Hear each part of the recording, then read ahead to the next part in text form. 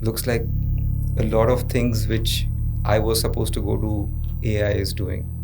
And that's where a lot of confusion is now. There is obviously certain types of roles. Okay, so Yeah. for example, for a young person, let's say, I would say very early stages of his career, 1 to 3 years type of thing. Some roles where, for example, you take testing or QA, Correct. those kinds of things. I think those roles are at risk. But then what we are trying to do is also, of course, evolve the QA role in Ariqt. Point is, how can you do two things? One is, can you do some level of reskilling? And that was also something for us as well. We had to, right? There's no option for us to not do anything of that sort.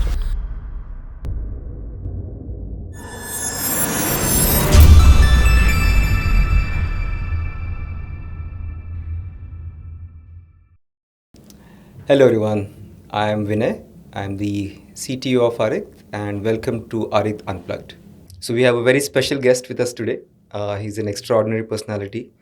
He is a serial entrepreneur and has coached, mentored a lot of organizations and continues to do so, but now in a very different role as well. He is now also a visiting faculty at IIM Raipur. He needs no introduction, and I would like to welcome Mahankali Srinivas Rao, MSR, is how he's fondly known. Welcome, sir. Thank you. Thank you so much, Vinay. Thank you for that very generous introduction. Really appreciate being here, and it's been a real honor and privilege to have known Rupesh, you, right, and the rest of the team at Ariqt, and how you guys have, I've seen you from the early days. Yes. And how you built, Yes. Build scale, and this wonderful new office and all that. So thank you for having me. Absolutely. The pleasure is mine, I would say. And I know you, if I'm not mistaken, you've taken up this new role now as a professor, if I'm not wrong. How is this new role treating you? Let me ask you this. Sure. So I'm doing a few things. One of which is I'm an adjunct professor in IIM Raipur. Okay. And essentially, once the T-Hub stint was over in October, so I was evaluating what are the things I want to do. So I had, obviously a few choices. I also had to take a few decisions on what I wanted to do. So I felt what I would want to do in this phase of life now is really, I think I consider myself to have been very, blessed, privileged, and lucky in many ways to have been able to do many of the things I was able to do. And I think it's very important that all of us have a kind of responsibility to see how whatever we've been able to do, obviously been able to do it with the support of many people. Some of it, they've supported you when you asked for it. There are a lot of people who support you without even you asking for it. So one of the things to do is to see how you can, more actively contribute. And one way, I've always had a lot of respect for people who teach, right? Guru Vishnu, Guru Brahma, Guru Deva, Parabrahma. And I felt, where one of the reasons at IIM Raipur, because I also felt, while obviously very bright people go there, but given the location and all of that, I think there are a few elements which need to be, they need support on, which is obviously one is the industry connect and all of that. So which is where I felt, I could contribute and try and see how we can support them, make the students much more, real world aware, right? And bring that strong industry connection for them to live. That's really great. But then when you see yourself in this new role, with this new lenses, I would say, as a professor, and then when you reflect back yourself as an entrepreneur or even a guide and a coach for organizations, how do you see the differences? Are you seeing the same kind of stuff? Okay, it's pretty much the same. So I would say that, so two parts, right? One is obviously when you're an entrepreneur, you are doing things, obviously a lot of things you're doing, right? This role is a little less about doing. Okay, it is really essentially, I think I've always regarded what I think education should do. I think the basic purpose of education is to be able to create a inquiring mindset, to basically allow young people to think, to problem solve, to figure out solutions and all of that stuff, right? It is not memorization of fact, and that today everything is available at the tip of your fingers. Yes. So it has to be really about how you can think about solving issues and problems, and how you can communicate what you're trying to do, right? And how do you create an environment where they recognize that collaboration is very critical if you want to build something lasting.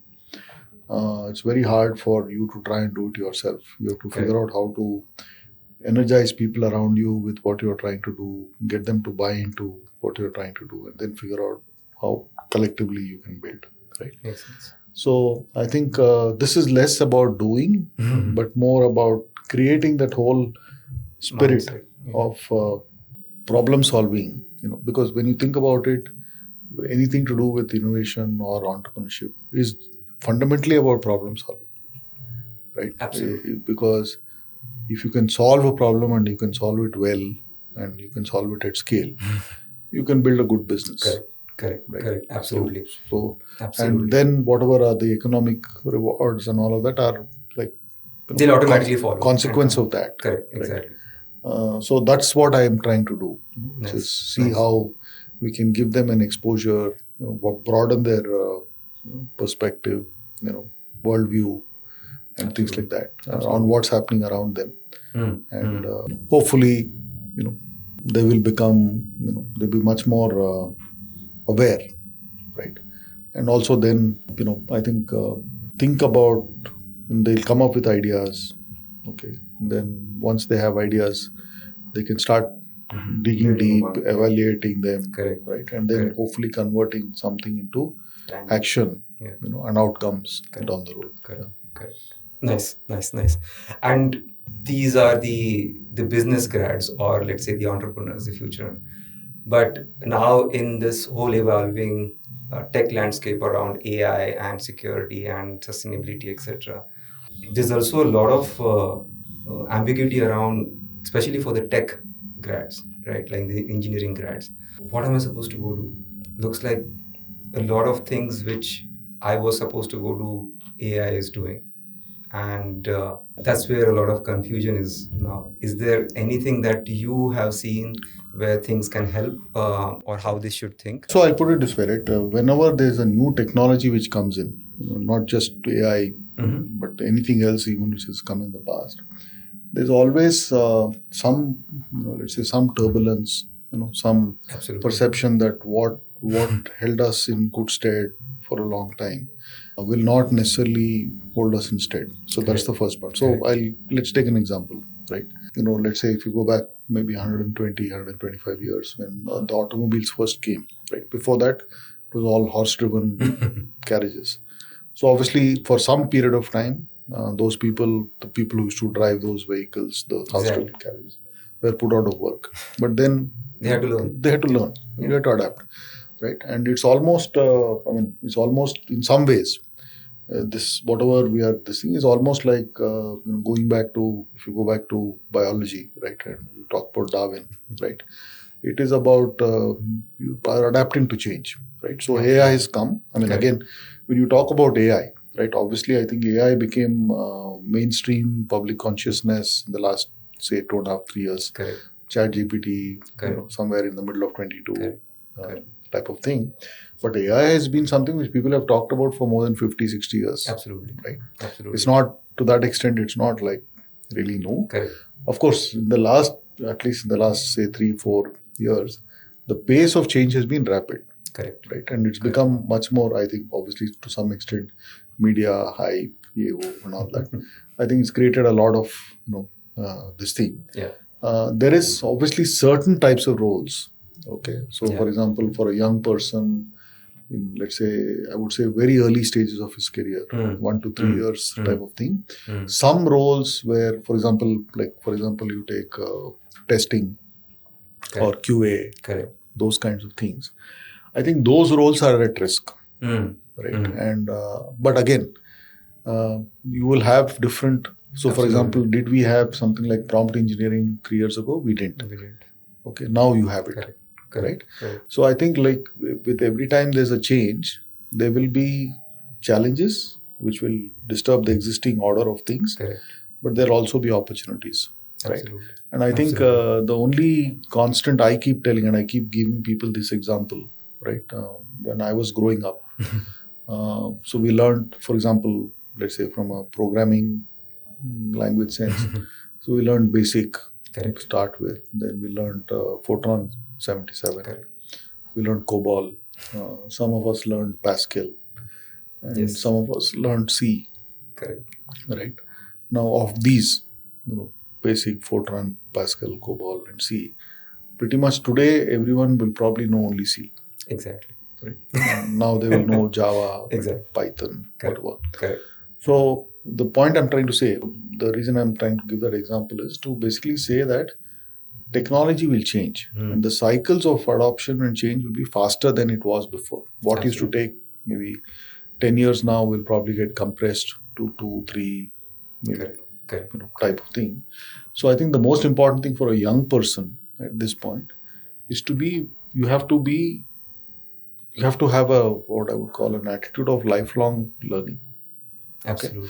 What took you here will not take you to the next level. So as long as you have an attitude where you regard yourself as a lifelong learner, you'll be good.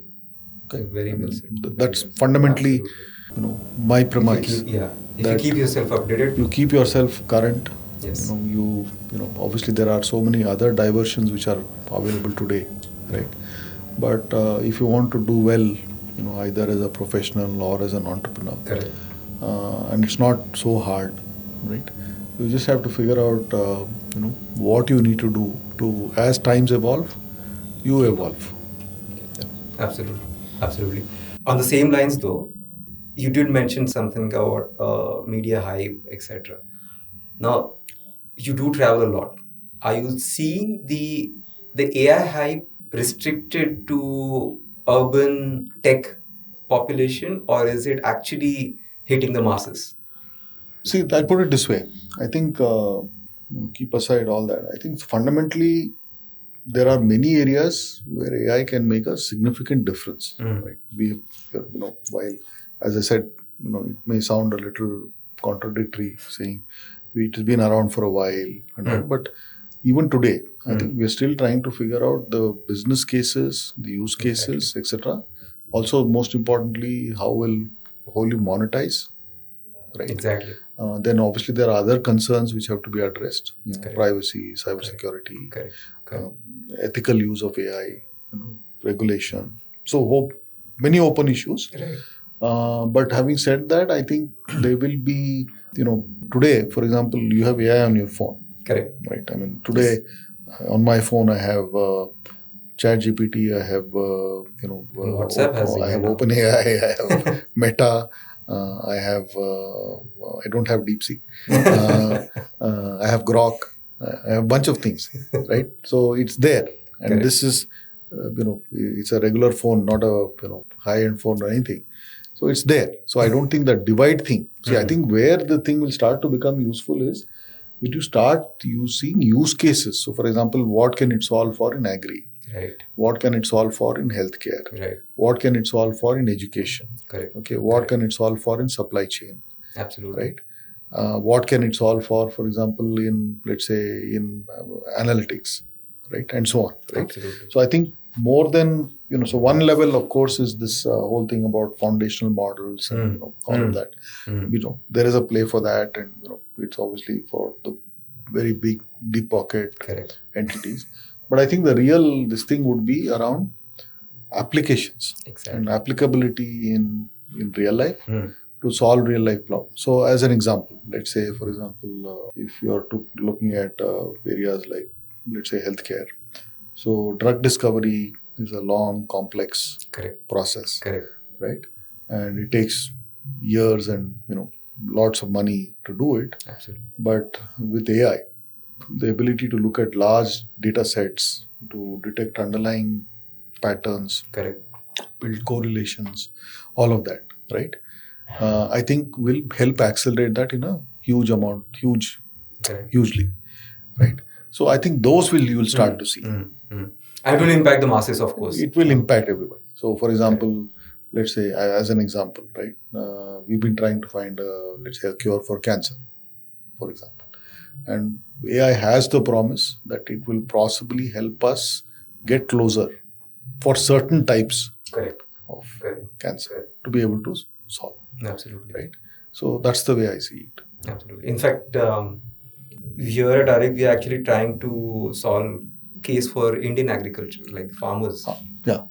In fact, because a lot of current use cases, again, they're primarily oriented towards English, right? Yeah. But when you look at the masses and our farmers, English or even Hindi is not a preferred language, right? They don't understand, and that's where we have some products where we actually multilingual products and giving them information at the tip of the finger, saying, "Hey, what do you plan to?" Exactly, right? Or what are the schemes of governments and so on and so forth. So those are things which we are trying to see. Yeah.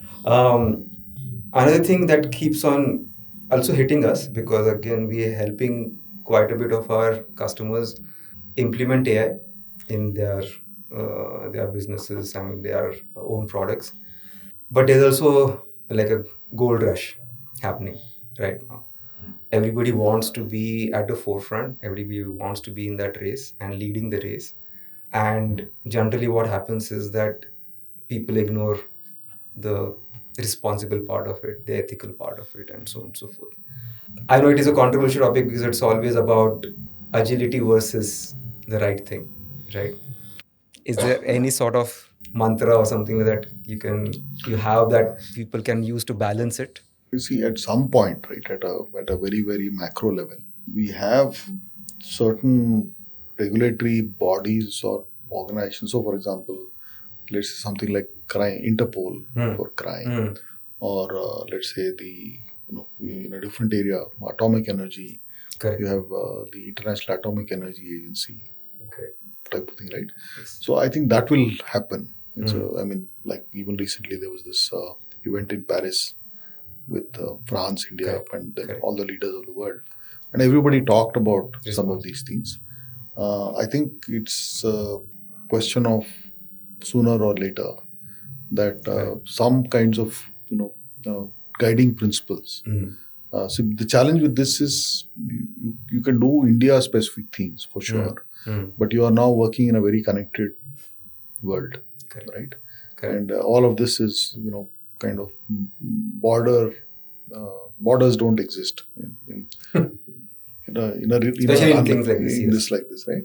So data flows, everything is kind of can be pervasive everywhere, etc. So I think you will start to see now some basics come in place, and usually most of these things will get triggered by something which happens. So there's some event, which some usually like mini tsunami type event. That will jolt us and which will wake people out. And I mean, not that I don't think policymakers are not seized of the issue. I'm sure they are. Yes. But sometimes you need a very human this thing, right? That only when we are back against the wall we can exactly respond. So yeah, I think we'll have that happen soon. Because so at least one thing which we are trying is trying to see if we can have XAI, at least the explainable AI part, especially with some of the products that we are developing, because certain areas where the AI is trying to take a decision, let's say, hey, if they're asking about, hey, which threats I should be looking at in a security product, right? Now, out of the 5 threats, it is only giving you 3 threats because it is making a decision saying these 3 threats are the right ones. There has to be something around that. Rational to explain, why are you deciding what you're deciding? Exactly. So I see this even in in a different space. So for example, this robo advisory in areas like lending, Correct. wealth management. Correct. Also, you're making a recommendation saying, okay, XYZ should have this basket in his portfolio or should be lent, is eligible for this.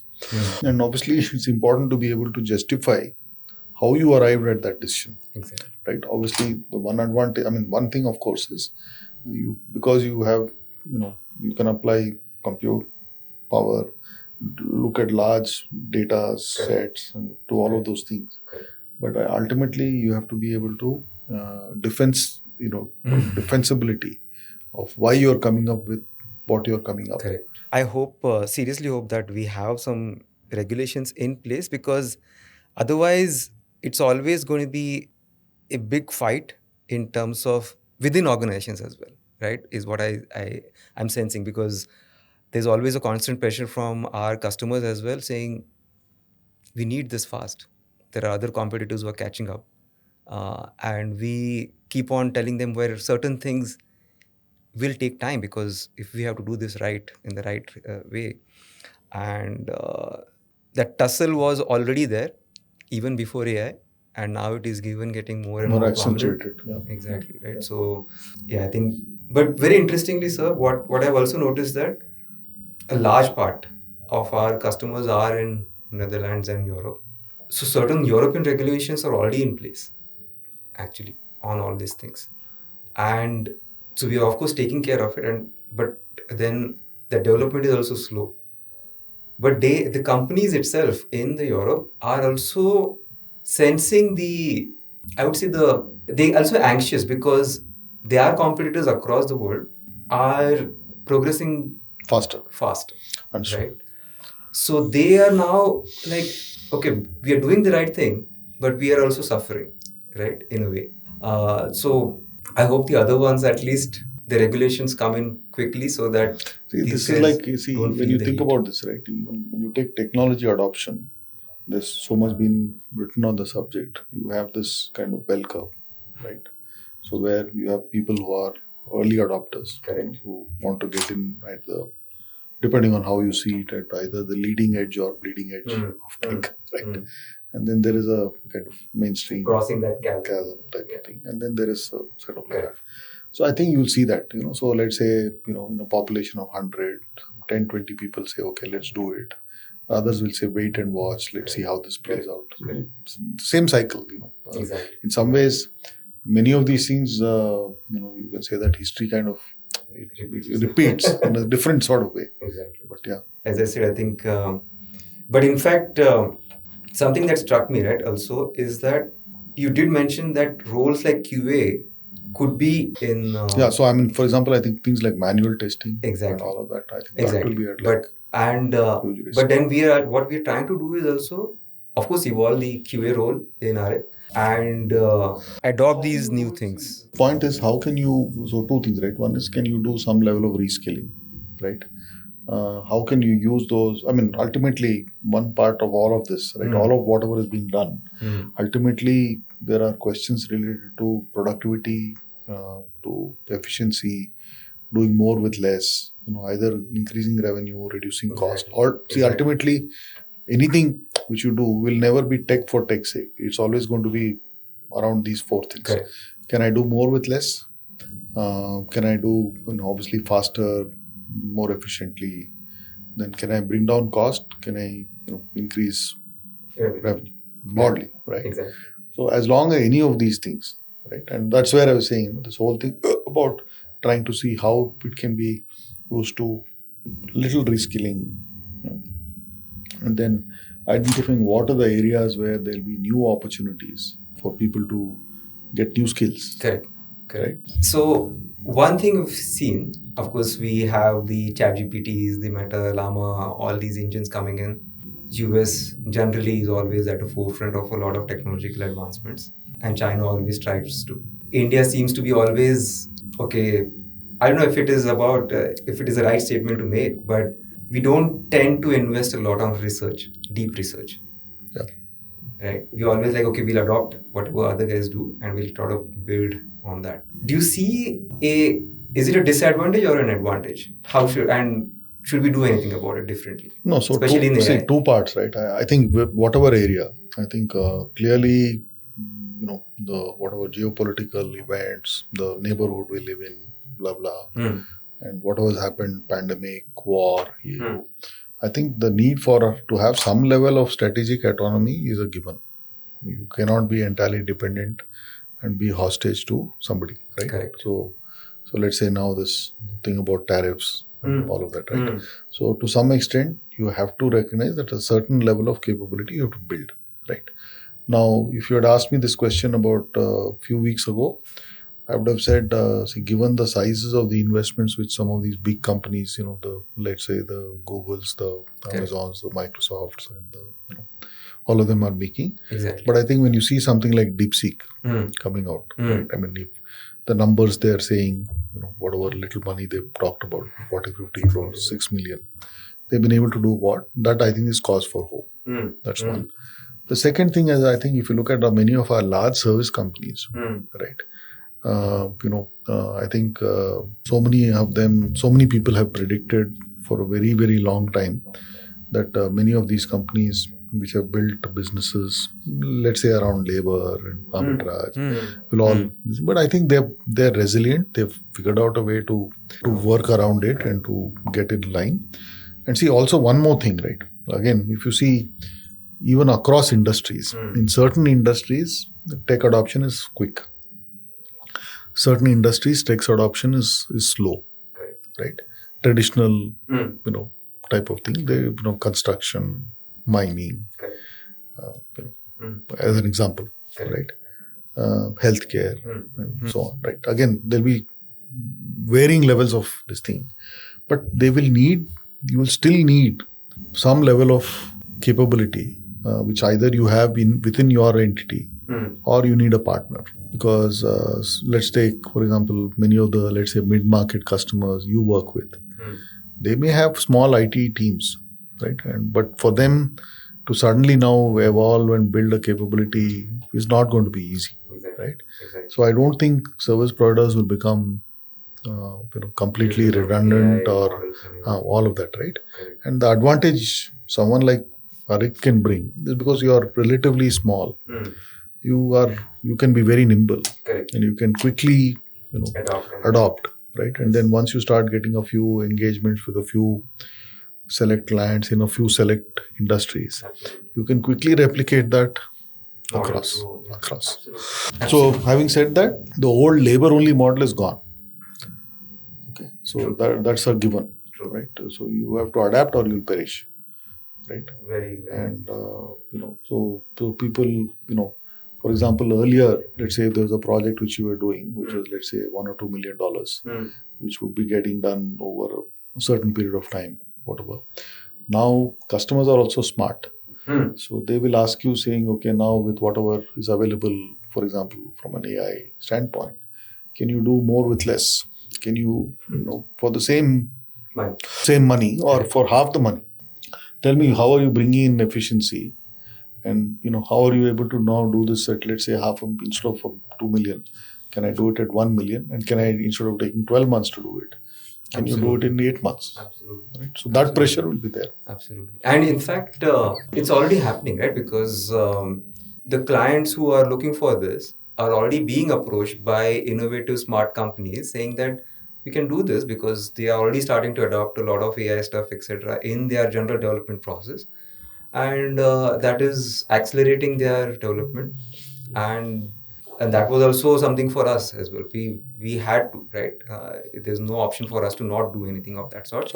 And in fact, the one important thing which really struck me is your point about we can't also be dependent on other countries, especially with other threats, right? Like be it tariff, be it because you never know what's going to go on. Right, and when will anybody shut down? Like we shut down TikTok, right? Similarly, others can be shut down for us, and so on. So unless we are self-sufficient in that, we have to. You need to have, as I said, that quote unquote strategic autonomy. It's fair to say that I think people at all levels in policy institutions are aware of this. Right. And Right. yeah, Awesome. Thank you, sir. I Thank think you. it's been great pleasure again. Very Thank you. insightful thoughts. Thank you. I hope we get to do something like this again and on some Sure. different topics, of course. Sure. But thank you so much. Thank you. Thank you, Vinay. Thank you so much.